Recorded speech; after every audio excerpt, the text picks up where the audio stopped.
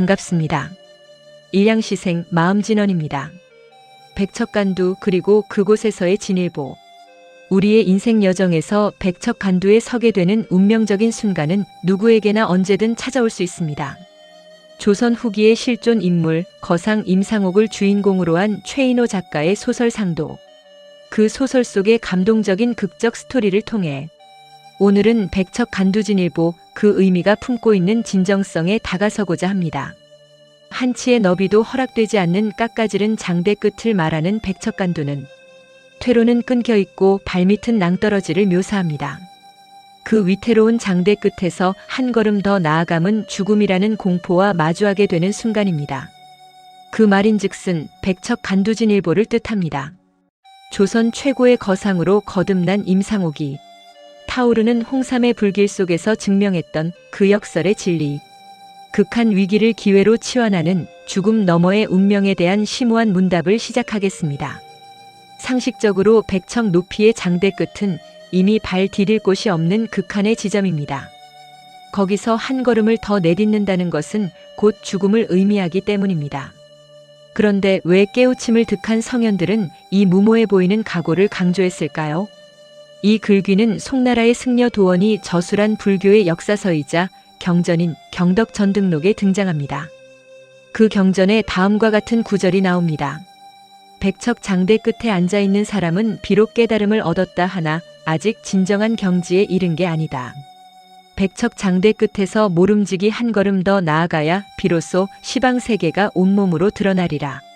이는 수행자가 어느 정도 깨달음의 경지에 올랐을 때 그 성취에 안주하거나 집착하는 것을 경계하는 말입니다.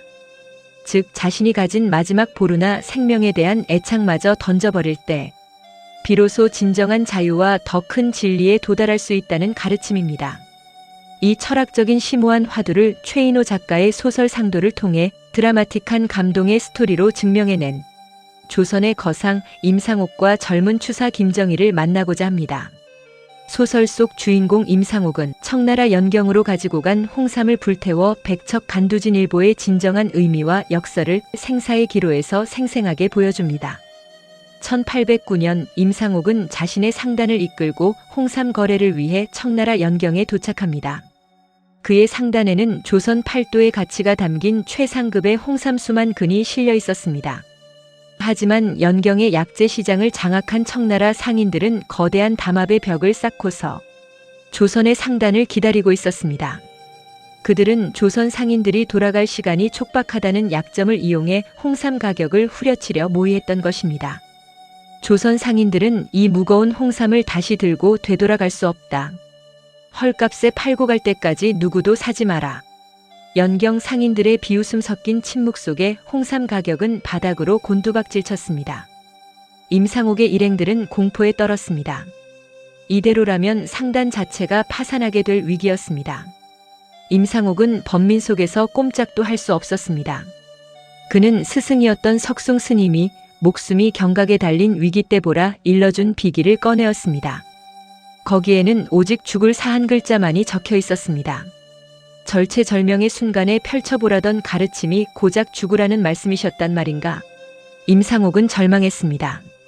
그때 사신사 일행과 함께 연경에 머물고 있던 젊은 선비 추사 김정희는 해결책을 찾지 못하고 깊은 고민과 절망감에 빠져있던 임상옥에게 운명을 걸어야 할 결정적인 조언을 해줍니다. 진정 장대 끝에 서 있다면 발을 떼십시오. 죽기를 각오하고 나아가는 자에게만 허공은 비로소 길이 됩니다. 당시 추사 김정희의 나이는 20대 초반으로 유생에 불과했지만 그는 백척간두진일보에 담겨있는 운명적인 심오한 의미와 절체절명의 순간에 직면했을 때 단호한 결단의 중요성을 알고 있었던 것입니다.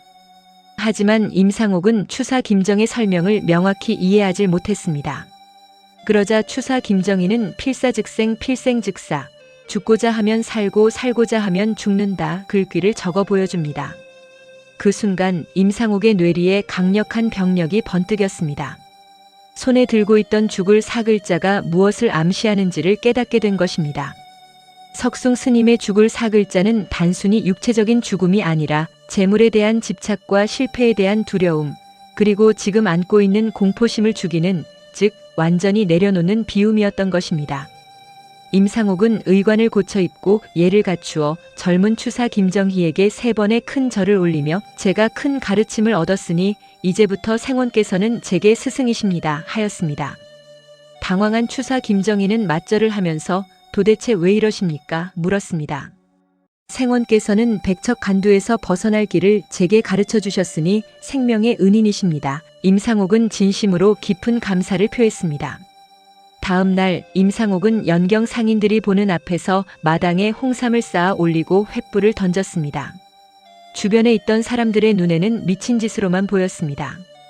금보다 귀한 홍삼이 시커먼 연기로 변하자 청나라 상인들은 당황하며 경악했습니다.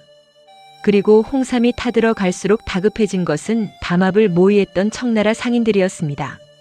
조선의 홍삼은 청나라 귀족들과 병자들에게 없어서는 안 될 매우 소중한 약재였고 임상옥이 홍삼을 다 태워버리면 그들 역시 조선 홍삼을 구하지 못해 약재상을 제대로 운영할 수 없는 처지였습니다. 결국 청나라 상인들은 무릎을 꿇었습니다. 제발 멈추시오. 우리가 졌소. 원하는 가격의 2배를 줄 테니 불을 끄시오. 임상옥은 불길을 끄지 않은 채 당당히 말했습니다. 이미 타버린 홍삼의 값까지 지불하시오. 나는 홍삼을 파는 것이 아니라 조선 상인의 신의를 파는 것이오. 임상옥은 백척간두 위기에서 죽음을 무릅쓴 결단으로 한 걸음 더 나아가는 진정한 내려놓음의 담대한 선택을 통해 거대한 이익과 명예를 거머쥘 수 있게 되었습니다. 그의 손을 떠난 홍삼은 재가 되었으나 그 연기 속에서 피어오른 것은 누구도 꺾을 수 없는 조선 상인의 기계와 불멸의 신용이었습니다. 막대한 부는 결국 그 담대한 내려놓음이 남긴 부산물이었습니다. 그 뜨거운 불길 속에서 제사를 깎아내는 고통을 견디며 그가 마침내 건져 올린 진리는 간결하고도 엄중했습니다. 재상평여수 인중직사형. 재물은 흐르는 물과 같고 사람은 바르기가 저울과 같아야 한다. 벼랑 끝에서 내디딘 그의 한 걸음은 임상옥을 조선의 일개 장사꾼에서 시대를 깨우는 거상으로 격상시켰습니다. 비록 작가의 치밀한 구도로 빚어진 소설 속 한 장면이라 할지라도 그 뜨거운 불길은 시공간을 넘어 오늘의 우리에게 묵직한 화두를 던집니다. 당신은 지금 무엇을 지키기 위해 그토록 손을 움켜쥐고 있습니까? 길이 끝나는 곳에서 비로소 새로운 길이 열리고 나를 내려놓는 곳에서 비로소 세상이 내 것이 되는 법을. 소설 상도는 어쩌면 활자가 아닌 그 뜨거운 불꽃 속에 새겼을지도 모릅니다. 최인호 작가는 소설 상도를 통해 단순한 금전적 이득보다 올바른 신뢰와 공정한 거래, 그리고 인간적인 도리를 우선시하는 것이 우리가 걸어가야 할 진정한 상도임을 이 시대를 살아가는 모든 이에게 백척간두의 정신으로 말하고 있는 것입니다. 방문해 주신 모든 분께 깊이 감사드립니다. 오늘도 좋은 날 되십시오.